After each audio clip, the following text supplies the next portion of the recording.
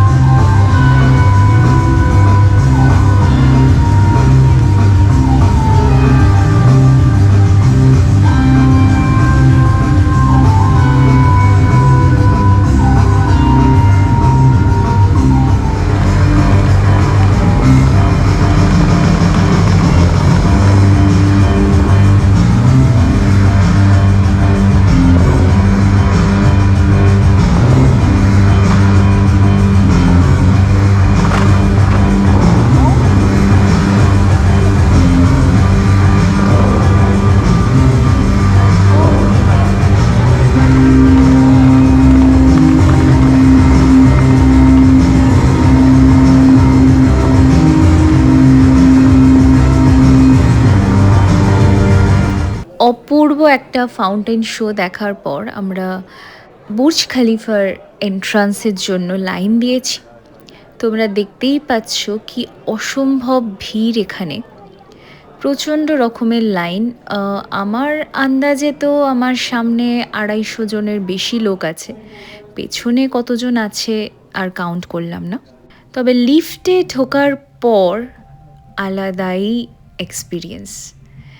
তোমরা দেখতে পাচ্ছ চারিদিকে 360 ডিগ্রি ডিজিটাল স্ক্রিন আছে এই লিফটের মধ্যে, চারদিকে স্ক্রিন, এমনকি পায়ের নিচেও স্ক্রিন। যেহেতু ভীষণ চাপাচাপি করে মানুষ দাঁড়িয়ে আছে, তলারটা রেকর্ড করা পসিবল হয়নি, কিন্তু আশা করি বুঝতে পারছো।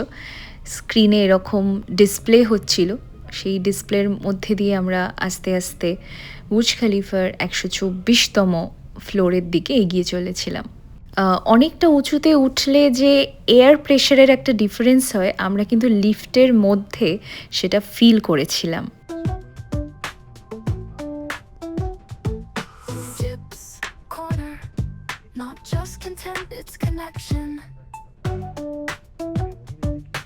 গোটা দুবাই সিটিটাকে এত ওপর থেকে দেখার যে দৃশ্য,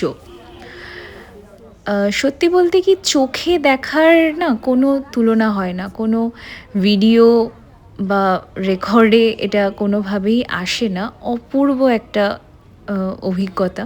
ভীষণ সুন্দর লাগছিল গোটা দুবাই সিটিকে এতটা ওপর থেকে দেখতে। অনেকটা সময় ওখানে কাটানোর পর আমরা দুবাই অ্যাকোয়ারিয়াম দেখতে গেলাম। যেহেতু এগুলো গ্লাস ওয়াল আর চারপাশে অনেক আলো, তাই ভিডিওতে হয়তো সৌন্দর্যটা সেভাবে ধরা পড়ছে না, তবে অবর্ণনীয় অবর্ণনীয় দেখতে লাগছিল ওখানে। এই মানুষের সাথে কম্পেয়ার করলে তোমরা বুঝতে পারবে মাছগুলো কিন্তু যথেষ্ট বড়।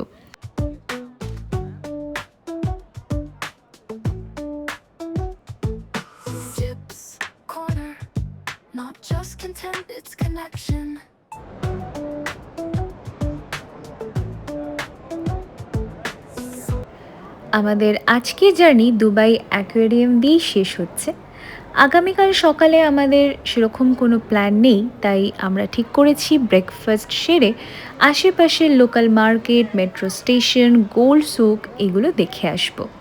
সাথে থাকতে হবে তো, কারণ এভাবেই আমাদের দুবাই জার্নির পুরোটা এক্সপিরিয়েন্স আনকাট ভার্সনে তোমাদের সাথে আমি শেয়ার করব।